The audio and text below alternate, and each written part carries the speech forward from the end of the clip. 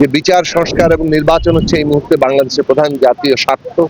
এর মধ্য দিয়ে আমরা আমাদের গণতান্ত্রিক উত্তরণে যেতে পারবো। আমাদের শহীদের রক্তের ঋণ আমরা তাদের শোধ করার জন্য কিংবা তাদের আকাঙ্ক্ষা পূরণ করার জন্য। তো সেই কারণে বিচার সংস্কার এবং নির্বাচন এই মুহূর্তে প্রধান জাতীয় স্বার্থ। এর যে পথরেখা তৈরি হয়েছে মধ্য ফেব্রুয়ারির মধ্যে নির্বাচন সম্পন্ন করা, এই নির্বাচনের সাথে সংস্কার বাস্তবায়ন এখন অঙ্গাঙ্গিভাবে জড়িয়ে গেছে। সংস্কার বাস্তবায়ন করতে গেলে গণভোট লাগবে এবং জাতীয় সংসদ এবং সংবিধান সংস্কার পরিষদের নির্বাচন লাগবে। কাজেই এই নির্বাচন সম্পন্ন হওয়া দরকার। এর কোনো বিকল্প নেই আমাদের সামনে, এবং এই নির্বাচন যাতে কোনোভাবে ক্ষতিগ্রস্ত না হয় আমাদের সকলের সম্মিলিতভাবে জনগণের ঐক্যের মধ্যে দিয়ে আমাদেরকে সেই কাজটা সম্পন্ন করতে হবে। আমরা দেখছি নানাভাবেই নির্বাচন বাধাগ্রস্ত হয়, এরকম অনেক তৎপরতা হচ্ছে, বিশেষত পতিত ফ্যাসিস্টদের দিক থেকে আছে, এবং নানানভাবে অনেক গোষ্ঠী তাদের দলীয় স্বার্থ বলেন, সংকীর্ণ স্বার্থ বলেন, গোষ্ঠী স্বার্থ বলেন, তার মধ্য দিয়ে সেগুলো চরিতার্থ করতে তারা আসলে নির্বাচনকে নানাভাবে ক্ষতিগ্রস্ত করার চেষ্টা করছে।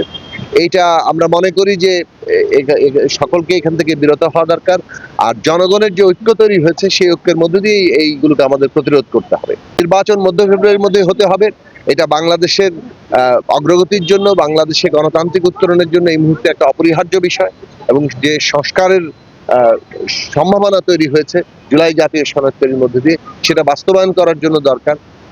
পাশাপাশি দেশের যে অর্থনৈতিক অবস্থা, সামাজিক অবস্থা, সেখানেও আমরা যদি একটা ন্যূনতম অগ্রগতি এবং বিকাশ আনতে চাই, বিপর্যয় থেকে নিজেদের রক্ষা করতে চাই, তাহলেও নির্বাচন দরকার।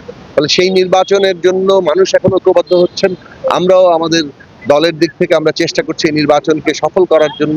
আমাদের অংশগ্রহণ এবং আমাদের যে দায়িত্ব সবটাই আমাদের পালন করা। আমাদের দলের দিক থেকে গণসংহতি আন্দোলন জিএসএ তাদের প্রাথমিক প্রার্থী তালিকা তৈরি করছে, এবং গণতন্ত্র মঞ্চের দিক থেকেও আমরা আমাদের প্রার্থী তালিকা তৈরি করেছি। আপনারা জানেন যে গণতন্ত্র মঞ্চ, বিএনপি সহ আর ৩৯টি দল আমরা ফ্যাসিবাদের বিরুদ্ধে যুগপৎ ধারায় আন্দোলন করেছি, এবং সেই আন্দোলনের ধারাবাহিকতায় আগামী নির্বাচন এবং আমাদের যে জাতীয় পুনর্গঠনের কর্তব্য আছে, একটা নতুন রাজনৈতিক বন্দোবস্ত প্রতিষ্ঠার কর্তব্য আছে, সেই কর্তব্য পালনে আমরা কিভাবে ন্যূনতম জাতীয় ঐক্যমত্য রক্ষা করতে পারি, সেই ক্ষেত্রে আমাদের আলোচনা চলমান আছে। অর্থাৎ নির্বাচন এবং জাতীয় পুনর্গঠনে ন্যূনতম জাতীয় ঐক্যমত্যের ভিত্তিতে কি ভূমিকা আমরা রাখতে পারি, সেটা বিএনপি সহ যুগপৎ আন্দোলনের, গণতন্ত্র মঞ্চ সহ, গণসংহতি আন্দোলন সহ ৩৯টি দলের আলাপ আলোচনা আছে। সেই আলাপ আলোচনার মধ্যে দিয়ে নির্বাচনী সমঝোতা এবং আগামী দিনে জাতীয় পুনর্গঠনের যে কর্তব্য, সেটা আমরা কোথায় পৌঁছাতে পারবো সেই আলোচনা আমরা নিশ্চয়ই করছি এবং আগামী দিনে আরো করব।